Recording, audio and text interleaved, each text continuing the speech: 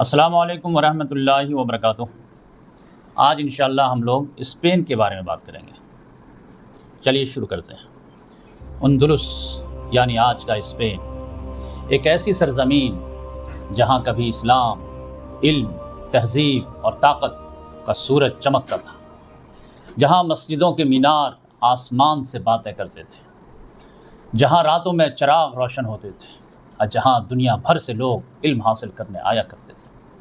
مگر یہ داستان صرف عروج کی نہیں، زوال، اختلاف، جنگ اور بکھرنے کی بھی ہے۔ یہ کہانی شروع ہوتی ہے دمشق سے، جہاں خلافت بنو امیہ کے طاقتور خلیفہ ولید بن عبد الملک 705 سے 715 تک تقریباً 10 سال حکومت کر رہے تھے۔ انہی کے دور میں اسلامی سلطنت مشرق و مغرب دونوں طرف تیزی سے پھیل رہی تھی۔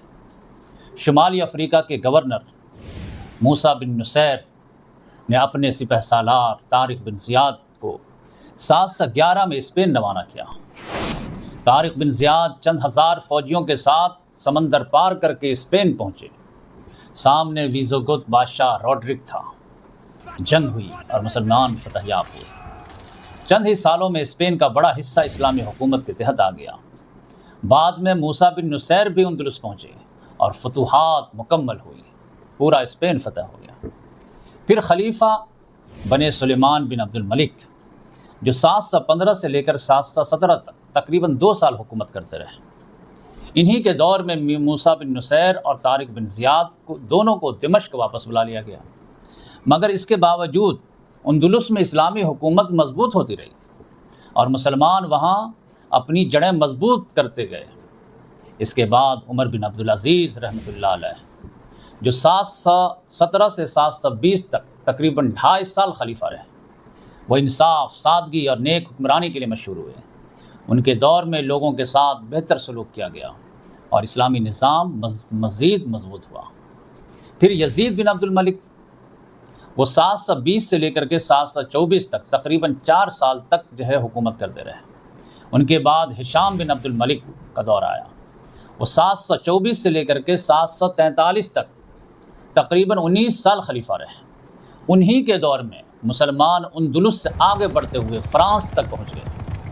اندلس کے عظیم گورنر عبد الرحمن الغافقی نے کوہ پیرینیز عبور کیا اور فرانس کے اندر ٹورس تک پیش قدمی کی۔ مگر 732 میں مشہور جنگ ہوئی، ٹورس کی جنگ، جس میں عبد الرحمن غافقی شہید ہو گئے۔ اس کے بعد مسلمانوں کی بڑی فتوحات فرانس کے اندر رک گئی۔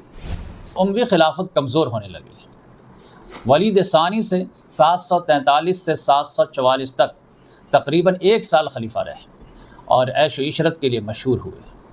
پھر یزید ثالث صرف چند مہینے حکومت کر سکے۔ اس کے بعد ابراہیم بن ولید بھی صرف تقریباً 2 مہینہ خلیفہ رہے۔ پھر آخری اموی خلیفہ مروان ثانی 744 سے 750 تک تقریباً 6 سال حکومت کرتے رہے۔ انہوں نے خلافت بچانے کی کوشش کی، مگر عباسی تحریک بہت طاقتور ہو چکی تھی۔ آخرکار 750 میں جنگ ذاب کے بعد اموی خلافت ختم ہو گئی اور عباسیوں نے دمشق پر قبضہ کر لیا۔ اندلس اس وقت مرکز سے کٹ گیا تھا اور وہاں مقامی حکمراں یوسف الفہری اقتدار سنبھالے ہوئے تھا۔ اسی دوران اموی خاندان کا ایک نوجوان شہزادہ جان بچا کر بھاگ نکلا۔ یہ تھے عبد الرحمن۔ وہ مصر، شمالی افریقہ اور صحرا عبور کرتے ہوئے اندلس پہنچے۔ پھر 756 میں یوسف الفہری کو شکست دے کر دوبارہ اموی حکومت قائم کی۔ عبد الرحمن الداخل 756 سے 788 تک تقریباً 32 سال حکمراں رہے۔ انہوں نے بغاوتیں ختم کی، قرطبہ کو مضبوط دارالحکومت بنایا اور اندلس کو مستحکم کیا۔ اسی لیے انہیں صقر قریش کہا جاتا ہے۔ ان کے بعد ہشام اول وہ 788 سے لے کر کے 796 تک تقریباً 8 سال حکومت کرتے رہے اور دینداری کے لیے مشہور ہوئے۔ پھر الحکم اول 796 سے لے کر 822 تک تقریباً 26 سال حکمراں رہے۔ ان کے دور میں کئی بغاوتیں ہوئی۔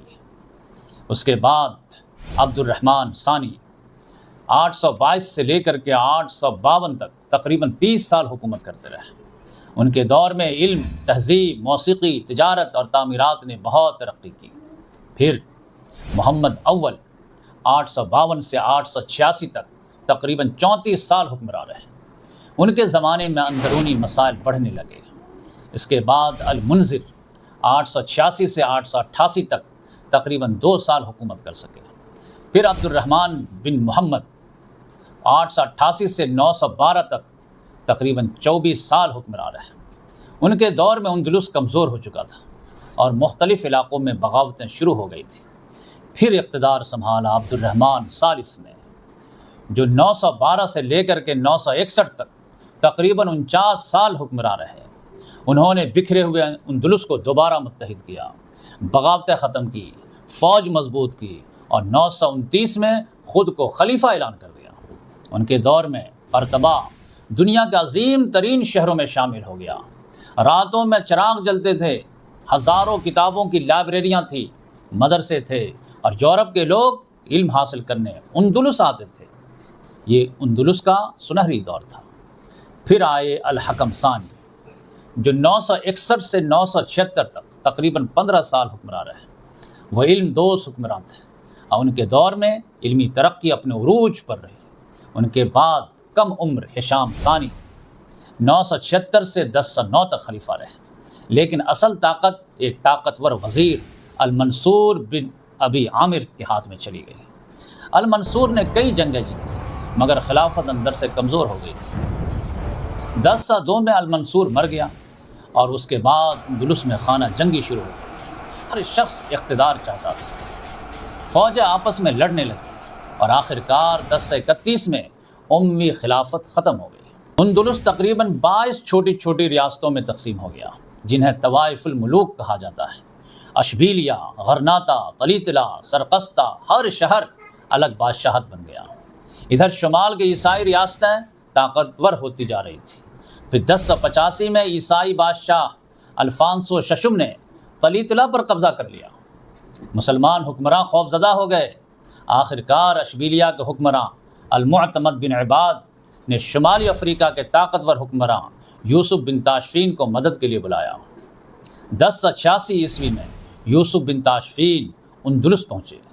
پھر جنگ زلاقہ ہوئی اور الفانسو کو زبردست شکست دی۔ بعد میں یوسف بن تاشفین نے دیکھا کہ اندلس کے مسلمان حکمراں آپس میں لڑ رہے ہیں، اس لیے 1090 کے بعد انہوں نے ایک ایک کر کے ان چھوٹی چھوٹی ریاستوں کو اپنی حکومت میں شامل کرنا شروع کیا اور پھر المرابطون کی حکومت قائم ہوئی۔ بعد میں الموحدون آئے مگر وقت بدل رہا تھا، مسلمان علاقے کم ہوتے گئے اور آخر میں صرف غرناطہ باقی رہ گیا جہاں بنو نصر کی حکومت تھی۔ پھر آیا 1492 عیسوی۔ عیسائی حکمراں فرڈینینڈ اور ازیبیلا نے غرناطہ کا محاصرہ کر لیا۔ یہ دونوں الگ الگ سلطنت کو چلا رہے تھے، دونوں آپس میں شادی کر لیے اور شادی کے بعد پھر مسلمانوں کے خلاف غرناطہ کا محاصرہ کر لیا۔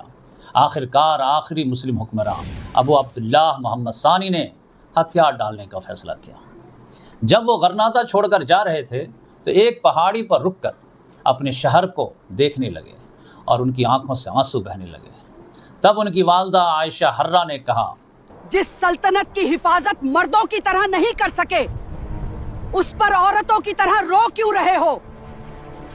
1492 میں اندلس کا اسلامی دور ختم ہو گیا، مگر اندلس صرف ایک حکومت نہیں تھا بلکہ علم، تہذیب، فن، تعمیرات اور اسلامی تاریخ کا ایک ایسا روشن باب تھا جسے دنیا آج بھی حیرت سے یاد کرتی ہے۔ جزاک اللہ۔